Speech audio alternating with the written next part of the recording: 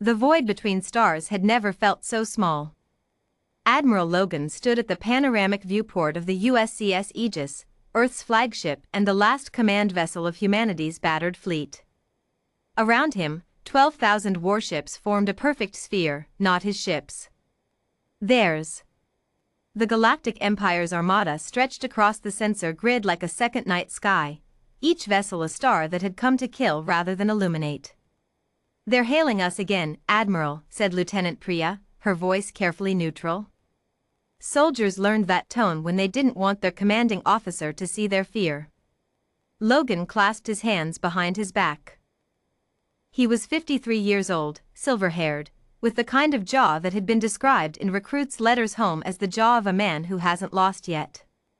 He intended to keep that description accurate. "Put Commander Selena on screen." The holographic display bloomed to life. Commander Selena of the Galactic Empire's first armada filled the projection, tall, iridescent skin shifting between violet and cobalt, her 4 eyes each a different shade of amber.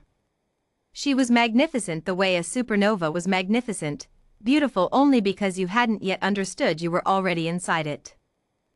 "Admiral Logan," she said, her translator rendering perfect English with only the faintest harmonic undertone of her native speech. "I will offer the terms one final time. Humanity surrenders its colonies, its fleet, its weapons research, and submits to imperial governance. In exchange, your species continues to exist. You have 1 standard hour." Logan tilted his head slightly. "How many species have you given this offer to, Commander?" Selena's 4 eyes blinked in staggered sequence, her version of a frown. 17. "And how many accepted?" 17. "And how many of those 17 species," Logan said, "are still alive today?" The silence on the bridge stretched.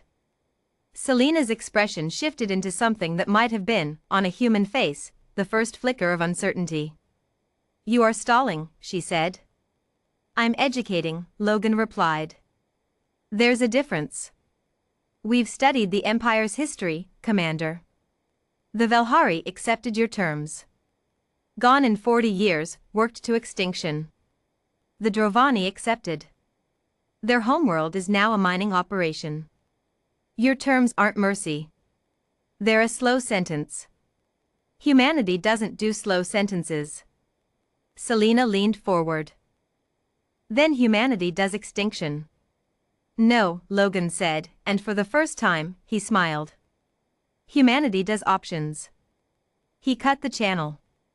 "Admiral," said Lieutenant Priya, "our forward shields are at 31%. The Empire's forward guns can fire in." "I know." Logan turned from the viewport. "Open a channel to Earth. Priority Omega. Authorization, Jericho." The bridge went utterly silent. Every officer present knew that word. Jericho. It wasn't in any public military codebook. It was the kind of word that existed in sealed files that most admirals never received clearance to open. Logan had received his clearance 6 years ago, in a basement room in Geneva, from a woman with no name badge and tired eyes who had said only, "Pray you never use it." He had prayed. He was done praying. "Jericho authorization confirmed," said the AI navigation system, its voice somehow gentler than usual. "Earth Defense Command acknowledges. Director Chen is online." The holographic display shifted. A woman appeared, early 60s, East Asian features, reading glasses pushed up into iron-gray hair, standing in what appeared to be a very ordinary office. She looked like someone's grandmother. She was, in fact, the most dangerous human being alive. "Logan," said Director Chen. "You're certain?" 12,000 ships, Director. We have nothing left that touches that number." She removed her glasses entirely and set them on her desk with the careful deliberateness of someone performing a ritual. "The council is assembled. The vote was taken 30 minutes ago when the encirclement completed." She paused. "It passed. Unanimously." Logan exhaled slowly. "How long?" 7 minutes from your activation signal. He nodded once. Turned back to his crew. All hands, this is Admiral Logan. We have bought humanity every second we could. Now Earth returns the favor. Hold your stations. Hold your nerve. Hold. He reopened the channel to Selena. The commander looked faintly amused. Have you reconsidered? We have, Logan said. We've decided to show you something instead. Consider it a counteroffer. Selena's 4 eyes narrowed. You have nothing left to show. Everyone says that, Logan replied. Right up until they're wrong. On the Empire's sensors, and Logan knew this because Earth's intelligence had spent 20 years mapping exactly how their sensors worked, what appeared next should have been impossible. Not because it was large. The Empire had larger things. Not because it was fast. The Empire had faster things. It was impossible because it appeared inside the encirclement. One moment, empty space between 2 Imperial flanking cruisers. The next, Jericho Station. Not a ship. Not a weapon in any traditional sense. A platform, 3 kilometers long, jet black, shaped like nothing so much as a shard of broken mirror, every surface covered in arrays that the Empire's computers would spend exactly 4 seconds trying to classify before giving up. 4 seconds was all it took. The arrays activated. What humanity had discovered, buried in 40 years of theoretical physics and 11 years of black-budget engineering, was not a weapon. Weapons destroyed things. What Jericho produced was a field, a region of localized reality where the fundamental constants of physics shifted.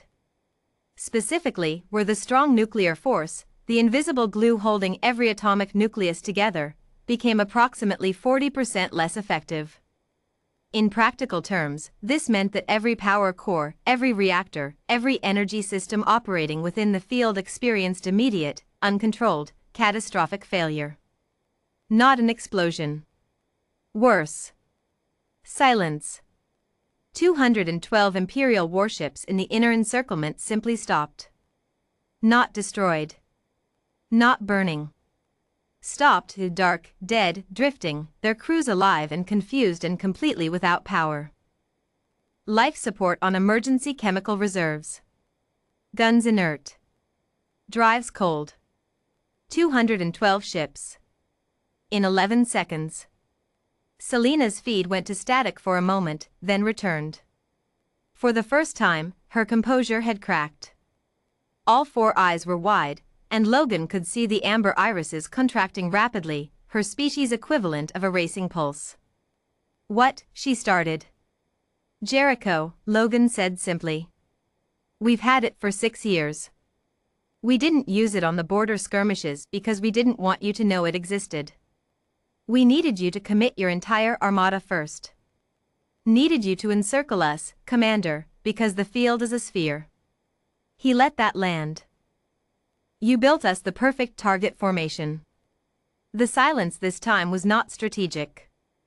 It was the silence of a predator realizing, too late, that it had cornered something in a cave that the cave had built. We have 41 of these stations, Logan continued. This was a lie. They had 7. But Selena didn't know that, and in war, what the enemy believed was as real as what was true. Dispersed through the solar system. Hidden. We can activate them remotely in any configuration we choose. Your remaining ships, the ones outside the initial field radius, are already being targeted. If you fire a single weapon, we activate the next ring. Selena stared at him across 40,000 kilometers of space. You're bluffing. Logan gestured at the sensor display, where 212 Dark Hulks now drifted like expensive debris. Commander. We just turned off 200 warships in 11 seconds. How much would you like to test that hypothesis? Another silence. Then, slowly, Selena's posture changed. Not surrender, not yet. But something leaving her. The certainty. The absolute, species-deep conviction that the Empire could not lose, had never lost, would never lose.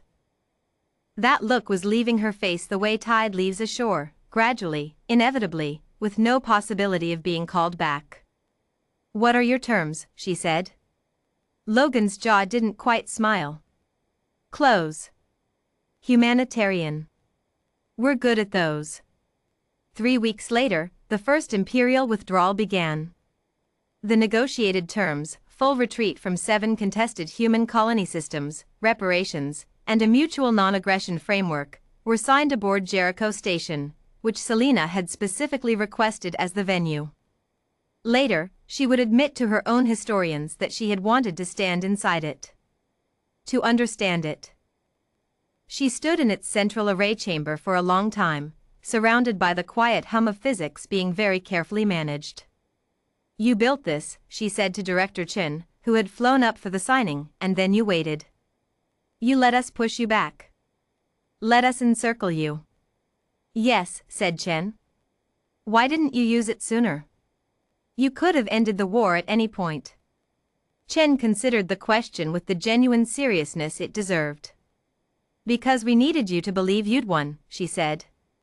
"Desperate people who've won are reckless. They don't read the papers. They don't look carefully at what's surrendered to them." She smiled. "We needed you looking at our fleet. Not at the dark." Selena was quiet for a long moment. "We will not make this mistake again," she said finally. It was not a threat. It was something more uncomfortable, respect. "Good," said Chen. "Neither will we." Outside the station's viewport, the stars watched, indifferent and ancient, as 2 species learned, slowly, imperfectly, with enormous effort, the most difficult lesson the galaxy had to offer. Not all surrounded things are caught. Some of them were waiting.